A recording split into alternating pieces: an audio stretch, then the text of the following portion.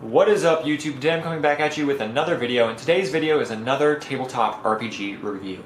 I'm really excited to talk to you guys about this one because I picked this one up on a whim, and I was vaguely interested in it, but now that I have it and I've read through it, it's a fantastic game, and I think that everyone should check it out if they're into tabletop RPGs. It's also a fantastic bargain. So today's review is Savage Worlds Deluxe Explorers Edition. And this is the paperback. I think it's the only one in print right now. But this is the full game. Everything you need to play this game is in here. It has everything for GMs, players, and even more. So really, really great value here. It's only $10. I don't remember if I mentioned that already. But definitely worth checking out. So before I get into the review, I'm going to talk a little bit about the book build itself, because that's always something very important for a game, because you want to know your money was wisely invested in and will last you for a while. So the quality, obviously this is a paperback. This is one of the best quality paperbacks that I own for an RPG system. Not quite up to par with the Pathfinder paperbacks, which I think are on another level, but this is as close as I've seen so far. You've got a very nice but slightly flimsy paperback covers. It's a matte and gloss finish with a embossed sort of on the glossy sections, which makes it feel very premium. The pages are where it really shines. You have full color, very glossy, very high quality pages, and the binding itself seems like it's going to hold up very well. One nice thing about the slightly flimsier covers is it makes it very easy to lay it almost flat and not really bend too much along the edges. So that's one nice thing. So let's get into the review. What makes Savage Worlds different than other RPGs you might be interested in picking up, especially on a value price? Well, first, it is setting and genre non-specific. So you can play any sort of genre or setting. So you can do fantasy, you can do sci-fi, you can do horror, you can do modern, you can do any sort of genre you can think of, and it gives you all the tools to do it in here. It also does a few other mechanics that are very different and unique to this RPG that I'll get into in a bit. So first, let's get into character creation, because that's always the most important part for a new player of an RPG. The first thing in this book is the section on character creation, and one nice thing about the way this is laid up is it gives you an overview on exactly what steps you should take to create your first character and stuff like that. So that's always really nice. That's a great first thing. And one thing about this game is there's no real predefined classes. It gives you tools to make your own classes and your own races and everything, but it doesn't say these are the races, you can only play these ones. It actually tries to emphasize and enforce you to make your own. So, and it gives you a lot of good tools to make your own balanced classes and how to balance them yourself, which is really, really nice. And so this is the section here for making races. It gives you all the tools and everything you need to make races and make sure that they're balanced. So that's really nice. But if you are new to GMing, or you've never played an RPG before and you don't really want to go that far into it, it does give you pre-made archetypes and pre-made races that you can play with, that are pre-balanced and everything like that. So that's really, really nice. So some of the free classes that it comes with are, or they're called archetypes in this game, are driver, face, fighter, fencer, which is like a fast fighter, fighter, great weapon, which is like your slower fighter, investigator, leader, mage, marksman, martial artist, pilot, pirate, pistolier, priest, healer, rogue, scientist, and weird scientist. So you have a few different classes in there, and some very unique ones. For instance, your weird scientist is something that is very unique, and I'll touch on that when we get to the magic section. You obviously have your standard stuff like your fighters, your priest, your rogue, but you also have stuff for different genres like your marksman, your driver. I like the fact that it uses the word face for sort of like your charismatic character rather than giving it like a bardic type name, so it leaves it a lot more genre and specific. The same goes for the leader, so that's really nice. But yeah, so every class in this game has predefined stats, and the way stats work in this game are not your standard 3d6 straight down. Instead of doing that, you basically, if you're making your own class, you have a point buy system where each point you spend on a specific trait increases your die, because every single trait starts at a d4, and then you have a certain amount of points to increase to the next die level, which you'll use whenever using that skill. So, say for instance, you want to increase your agility. It starts at a d4. You pay to increase it to the next level, and that'll be a d6. And beyond d6 is your d8, and then you have your d10, and then you have your d12, and that's where it maxes out. So you have a bunch of different levels there for that. But like I said before, all the predefined archetypes in here have predefined stats, which is really nice because it makes it very easy for new players to this system to pick it up, just pick a class and go, which is something that you don't really see in a lot of RPGs, and I really kind of appreciate it. Now, if you wanted to, you could say, yeah, you can roll your own stat, or you can pick your own stats for that, which is perfectly fine, but it gives you in here the levels and everything for that class. Now, it also gives you something in here called hindrances and edges. Now, what those are, your edges are like, they kind of function very similarly to your feats in Pathfinder. So, your edges are basically what kind of fantastical feats you can do. For instance, let's see if there's the marksman gets alertness, which makes him more alert, and he does better on trying to do his sort of like perception type tasks. Your fighter gets the sweep edge, which kind of knocks characters down. So they function very similarly to feats. But there's also hindrances, which kind of is like the opposite of a feat, that every single class and every single character is required to take at least one hindrance. And what that does is it kind of opens it up for role-playing. And there's edges in here specifically for role-playing, which is very nice, so it kind of rewards both aspects of, combat and role-playing. So that's very cool. I think that's kind of a unique way to do your feat sort of system. But yeah, so let's move on to races. There are predefined races, although like I said, it gives you whole sections to create your own race. The predefined races that come in this game are androids, Atlanteans, avians, dwarves, elves, half-elves, half-folk, half-orcs, humans, Rakashans, and Saurians. So there's a few, you got your basic ones in there, but you have a few extra, unique sort of ones. The more unique ones in here are your Atlanteans, which are basically humans, but they come from the deeps, and they have civilizations underwater, so they are more hardy and stuff underwater, yet are more fragile on the surface. And Rakashans are basically like catfolk type characters, and they have different, abilities for that. Saurians are basically lizard folk type people, and the rest are pretty self-explanatory. So, a good amount of races, a good amount of predefined classes, but with a lot of options to create your own stuff as well. So that's really, really nice. So, the next thing I'm going to get into is your skills. This does have skills, and basically the way skills work is you buy them sort of the same way you would your abilities. Your abilities kind of determine how good you are with your skills. So, for instance, it only costs 1 experience point to upgrade a skill, but and that's up to your current dice level, since the skills work on the same sort of thing as your dice level. So, say you're going to be doing boating or something. That requires agility. So you say you have your agility at D6, so you can level it up from D4 to D6 for 1 point.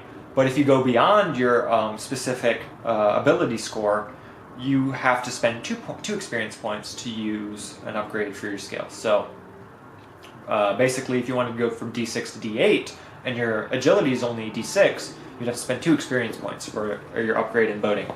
So that's kind of interesting, and I like the way they did that. It's a very unique take on skills. and you basically everything succeeds on the roll of 4. So whenever you do skill rolls or sort of ability type rolls, your base challenge rating is 4. So everything succeeds on 4 or greater. While that may seem a little odd because it makes sense because every skill starts at a D4. Now, more challenging tasks, whenever you roll, the GM can say, oh, this is more challenging, so I'm going to apply a -2 to your roll. And that is a more challenging task. And the most difficult tasks are a -4, so you would need to roll at least 8 to succeed. So it kind of gives you this really good balance of like, for challenges, and since everything uses a D12 max, once you hit the D12 level, you're basically a pro at that. So it gives you kind of like, yeah, you succeed a good fair amount, but if this is a really challenging task, you will still fail. So I like the way that they did that. It's a very cool way to do skills. And you have a decent amount of skills to pick from. Like you have lockpicking.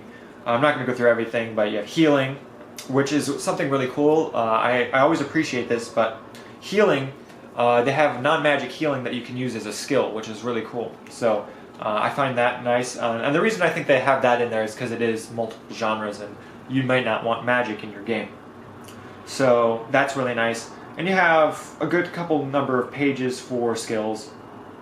And it gives you modifiers for tracking different types of skill levels and what you should be applying to each skill roll. So next it moves on to your hindrances, and there's not a whole lot of hindrances, so you don't really have to worry about, oh, what kind of hindrances there are there, and I got to look through a bunch of pages, and I don't really want to take something that impacts me too much. They're nothing. It's nothing too horrible, but like, for instance, some of the hindrances that are in here are hard of hearing, illiterate, enemy, elderly, doubting Thomas, code of honor, curious. Now each of these also have a rank of major or minor. Depending on what class you choose, or depending on whatever class the GM makes, you may have to pick one minor or one major hindrance, or one of both.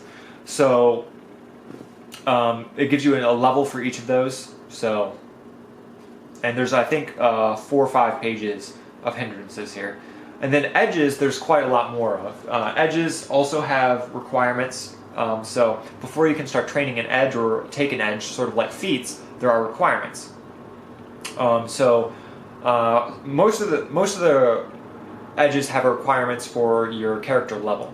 Now there's not levels in this game in the traditional sense where you get so much experience points you level up to level 2. You level up to level 3. It's not really done like that. Experience in this game is given out in, I think, 3 points maximum per session. So the way experience points work are, you get 1 experience point if your party didn't really do everything they were supposed to, or didn't succeed at everything they needed to do. You get 1 experience point for that. Or now 2 experience points you get for you did basically everything you needed to do, everything went kind of the way it was supposed to, and everything turned out in the end all right. And you get 3 experience points if you succeeded dramatically and everything turned out exactly the way it was supposed to, and everything did, you guys did awesome, everything, you get 3 experience points for that. So now there are, let me go to the back here and look it up. There are a couple different heroic type of levels because, like I said, they don't do levels the traditional way with numbered levels. They have names for the levels of your character. So, alright, so the way that advancement works is 0 to 19 points of experience, you're a novice. So you're still in novice rank, you can't take any of the higher end edges yet, and you're only considered novice. 20 to 39 experience points, you become seasoned. 40 to 59, you become a veteran. 60 to 79, you're heroic, and 80 plus is a legendary. Legendary characters are extremely powerful, kill most things pretty instantly, and go on extreme, fantastic, godlike adventures. So you really only have 5 levels in here. I mean, they're not levels in the traditional sense, but overall, they're really, in the end, they're just levels. They just call them different things. So you have your 5 levels in here, so you got a decent amount of leveling. It basically simplifies the filler levels in like D&D type games. So you go up in large chunks rather than gradually working your way up to legendary. You make a jump from something like that. Now, the other requirements that you might need for an edge are a certain die in a specific skill. So like for instance, in Jack of all trades, you'll need a D10 plus in smarts. So you'll need a D10 or D12 in smarts. So stuff like that is going to be the majority of your requirements for your edges. The nice thing about this book is it gives you a page for all your skills on here, and then it gives you 3 pages for all of your edges and a page for your hindrances as well. And you can look them up that way, which is really, really nice. So, got a lot of different options here for that. The next section in here is your armor and equipment. Now, your armor and equipment is basically split up into time periods. On the top here, you have your medieval that you'll use for medieval settings or fantasy settings or stuff like that. You have your black powder stuff, which is sort of like your Pirate Age type deal. You have your modern stuff. Which is by far the largest section in this book is the modern section for equipment and modern section for armor and stuff. You get the most in the modern section. Futuristic is the last type that's in here. So you do have quite a bit of stuff in here, a lot of tables for all the different equipment, so it's nice to look through. And the way armor works in this game is, I mentioned before that every class has a toughness. Every class has a base toughness of, the default ones all have base toughness of 5. Now, what happens is, your toughness is modified by various different things. I think some races that are in here can modify your toughness one way or the other. But the main thing that increases your toughness is your armor. So all your armor in here gives you a plus modifier to your toughness. So, say plate armor will give you like a toughness modifier of +5 or something. I don't really know what it actually is in here, but I could look it up real quick. So plate, let's see, plate gives you +3. So you get a +3 for plate armor to your toughness. And you can armor up your character however much you want or however little you want and go on it that way. So now the way damage works is, the reason why it goes to your toughness is damage doesn't go, you may have noticed I haven't really talked about health because there is no hit points in the traditional sense in this game. So the way that it works in this game when you take damage and deal damage is it makes it very, very fast, and that's one of the mottos of this game is fast, furious, and fun. You do a lot of damage and you kill things really fast, but that also means you could take damage very easily as well. So it's very fast. And the way damage works is you have your toughness and you have your modifiers to your toughness. Now, when you roll to attack, you roll against the opposing character's toughness. And if you supersede their toughness, you if it's 4 or under, you give them a shaken status, so it means they take penalties on some of their rolls.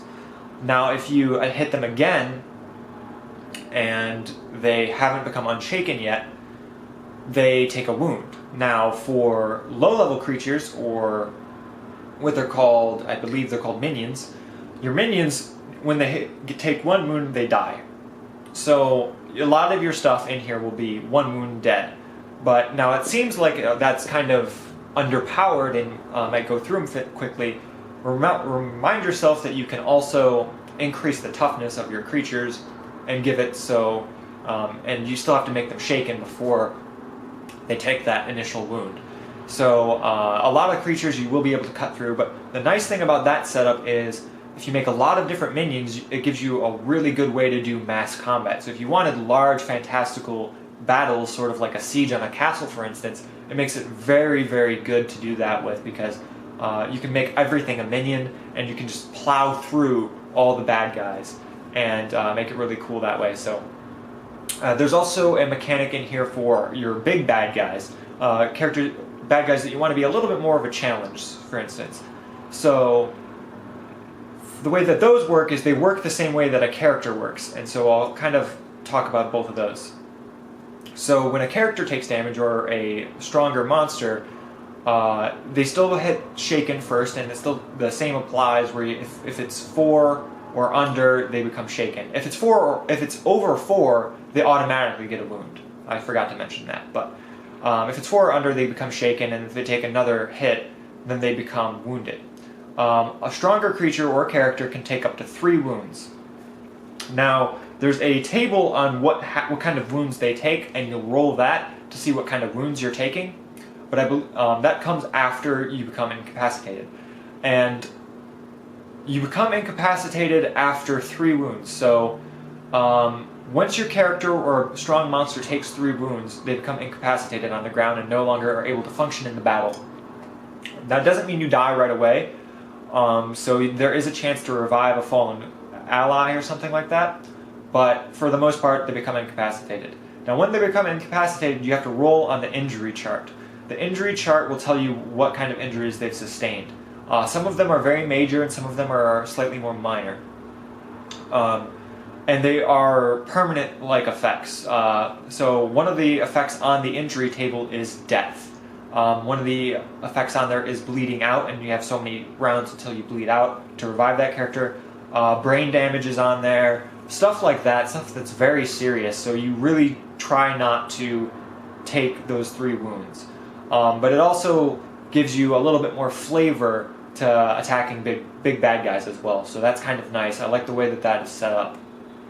So the way that I would set it up, especially for like a castle siege or something, I make a lot of minions with one major bad guy, and it makes it very, very fun because you could cut through a bunch of bad guys and stuff, and go that way. So that's the way damage works.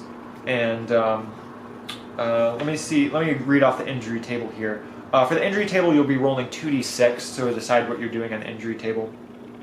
And what that does is it tells you what part of the body is damaged. So like a 2 will be the unmentionables, which is your unmentionables. You have arms for 3 to 4, guts to 5 to 9, 10 for legs, and 11 to 12 is your head.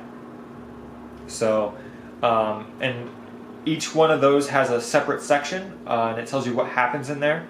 And you may or may not need to roll for that, so there's that as well. So that's basically the majority of how damage works. There's also another thing in here, a whole new mechanic that I haven't even talked about yet, because it relates to a lot of damage and a lot of combat type stuff.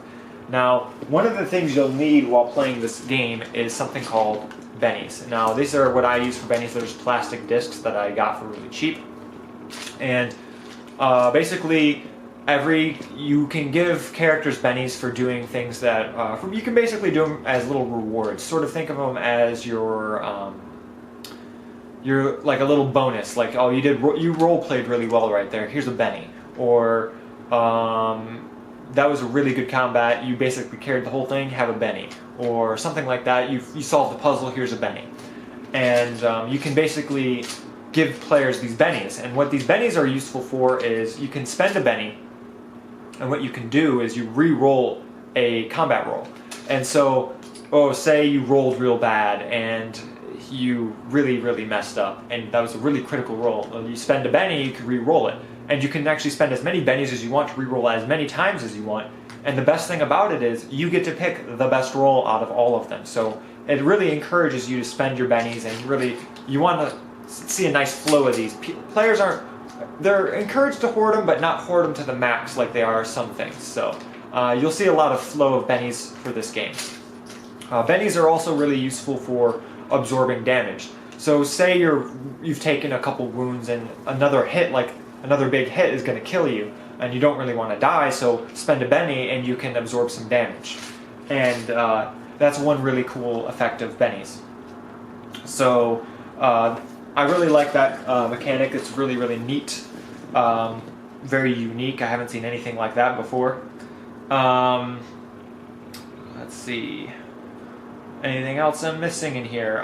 The rest of the rules in this game are very, standard RPG rules, like defending, disarming, breaking things, parrying, stuff like that, mounted combat. So you also get all your standard rules in here, with a little bit of extra stuff for like driving and different types of vehicles and whatnot. So it also gives you a few extra things in here that are a little bit unique, like radiation, sort of more sickness options than you'd be used to. But now I'm going to move on to the magic section. Now the magic section in this game is very interesting because, like I said, this is setting and genre non-biased, so you can pretty much pick any. But it does give you a section for magic spells, or powers as they're called, because they're not really spells, so they're very generic to the point where you can basically apply them as spells or superpowers. For instance, if you're running a superhero campaign or some sort of scientific thing. They basically are just a way to do magic-like effects. And you can expand on them or not, and it also gives you a way to create your own powers. For instance here, this is the section for creating powers, and it gives you ways and ideas to balance them as well. But it does give you a good number of powers. I would say there's probably about 4 powers per page, and the powers go on, let's see how many powers you get. Alright, so powers go from page 125 to 139. So you have a decent amount, and there's at least 4 powers per page. Now, the way that magic or powers work in this game are, you basically, like I said, apply them to the different things depending on what genre you're doing or how you want your game to run. So it gives you like a basic type power, for instance, deflection. It's some sort of, it gives you a couple different options on how to describe deflection, but basically what it is a generic term for deflecting damage in a magical manner. And you can call it something else or do something else with it, but they're generic and they can be applied to magic or other things. So, for instance, it gives you an example in here. The weird scientist basically uses a blend of scientific technology and physics to produce magical-like effects. So not necessarily magic, but basically a magician-like character. You also have your things for your rules for arcane-like magics, and it says back here these are the backgrounds of magic. That's what they're called. You have arcane background magic, arcane background miracles, arcane background superpowers, arcane background psionics, arcane background weird science, and that is it. So it gives you 5 different ways to use the magic system. And each way, sorry about that little jump cut right there, but I reached the recording limit on my camera. It's the first time that's ever happened. Anyways, like I was saying, each style of magic has its own little tweaks to it. So, for instance, if you're playing a weird scientist, it would play slightly different than the arcane mage. So it gives you slight tweaks to the magic system and gives you a generic list of spells or powers to apply to your campaign. And that's a pretty cool way to do it, and it makes it very unique, and it doesn't really cut out, it leaves you with a range of spells that can be used for any situation, which is really nice. Now, the last thing in this book is very, very cool. Something you don't see very often in core rulebooks, and that is, well, first, before I get to that, I want to talk about the bestiary in this book. Now, this book does come with a bestiary. Mainly, it starts off with rules to make your own beasts, and a couple pages long, and how to balance them, what kind of effects they can have, what they can do in the game. So, you do have a lot of rules, and it really wants you to make your own monsters, and it really emphasizes, pretty much every section has its own rules for making your own stuff, but it really emphasizes it the most in the bestiary section. So it's kind of pushing you to make your own. But if you are looking for prefabricated stuff, it does come with a few, and I really, really stress, a few monsters in here. So it comes with 4 monsters per page, and it goes from page 156 to 165. So 9 pages of monsters with 4 per page. That's just under 40. So there's not a lot in here, and spanning multiple different genres, so that even narrows it down even more once you decide to pick a genre. So, for instance, if you're playing a fantasy campaign, you're not going to use the prefabricated mech sentinel as a bad guy. So that's going to be one option eliminated out of this bestiary.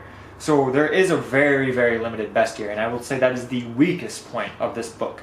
I know they wanted to keep the size down, but definitely would have liked to have more different monsters, even in all genres. So that's the weakest point, I would say, in here. The last thing that's in this book is one of my favorite parts of this book, actually. And that is, this comes with sample adventures. It comes with 5 different sample adventures in 5 different settings, which is fantastic. You don't see adventures in a lot of core rulebooks, so the fact that it comes with a sample adventure is great, and especially in different settings, which gives a new GM different ideas on how to run the different genres that you can do with this. So the first sample adventure in here is called Knight Errant Return Engagement, and that is a standard fantasy. I think this is a standard fantasy setting, or maybe this is a historical one. I don't know for sure because I haven't actually gone through that one. Blood in the Snow is no, I think that was the fantasy one. This is the more historical one. Wait, no, I take that back. I think I had it backwards. Yeah, so the Knight Errant adventure is a prefabricated historical style adventure. And then the next one after that is, and they all come with maps, which is really nice. So you have a map for every adventure in here. And it's all color and tells you how to draw stuff. The next one is Blood in the Snow. That one is a Viking fantasy style adventure, which is really cool. Then you have, and that one goes on for a while. Then you have the Salvage of the USS Kane, and that is a sci-fi style adventure, and that's very cool. And the last one in here is a standard traditional dungeon delving fantasy, and that is the Fires of Ascalon. And that one is probably, no, there's one more, so there's 6. I missed one. Crime City, which is a modern noir type adventure. Now in the back here you do have a few pre-generated characters. These aren't the best in my opinion for using, just because they are very, very modern styled. So if you're doing a modern setting, they're great, but other than that, I wouldn't really use them for fantasy setting. But there are some 5 pre-generated characters in here, and you can use those if you'd like. It also gives you some templates for different abilities and how big they should be, and what kind of size they are. It also, at the very back, gives you all of your charts and stuff for GM lookup for reference, which is fantastic. I really like when books do that. And the very last page is your index, and then also your character sheet. So that's everything in this book. It's very comprehensive in such a small package. You're just under 200 pages, and you get a large variety of stuff to do. And I really, really like that. And I like the fact that you can basically mix and match basically whatever you want, and everything should remain balanced, which is very cool. So if you wanted to do something like a medieval knight gets transported into a sci-fi world, or a sci-fi character gets transported back in time to a medieval world, it gives you rules for all that, it gives you everything in here that you need, and you can do a lot with this. This is basically a nice toolbox to use to make your own setting or anything like that, because there's nothing about settings, nothing about deities, nothing like that, just mechanics, just rules and equipment and stuff like that. So very, very cool. I'm really excited to check that one out. I want to get some of the companions as well. I think that'd be really nice to add on to this game. But it really gives you everything you need to play in a very small and affordable package. If I had to give this game a rating, I would definitely give this one a recommended rating. So I definitely recommend this game. You can play any genre with it, and it's really my favorite part about this game is the way that the combat works. It makes it very fast, and you're not spending hours and hours in combat, and you're not trying to figure out a ton of modifiers for like 20 rounds or something like that. It's very fast, especially with minions. You can go through minions really fast, and it makes it much more fun, and you feel really heroic. Now you can do some tweaks in here too to make your character, to make the game a little bit more lethal if you want to. And I guess that's just really what I'm getting at is I love how much you can tweak this game and how much you can work and meld with this game, but it gives a very solid framework, even if you're a new GM, to just play the most generic of generic RPGs if you wanted to. So kudos to Pinnacle for making such a sweet game here, and definitely my most wanted to play games now. So that's everything about this game that I really have. The one thing that I really, like I said, wish there was more of is I wish there were some more beasts and monsters in there. I think it's very lacking in that section, because yes, it does give you a great section to make your own monsters, which is fantastic, but sometimes you're going on the fly and you don't really have time to make a monster very quick. You just want something you can flip through and pick, like, hey, I'm going to use one of those and throw it in your game. You don't really have that benefit in this, so that's the biggest downside really to this game. So let me know what you guys think in the comment box below. Would you be interested in playing this game? What do you guys think about it?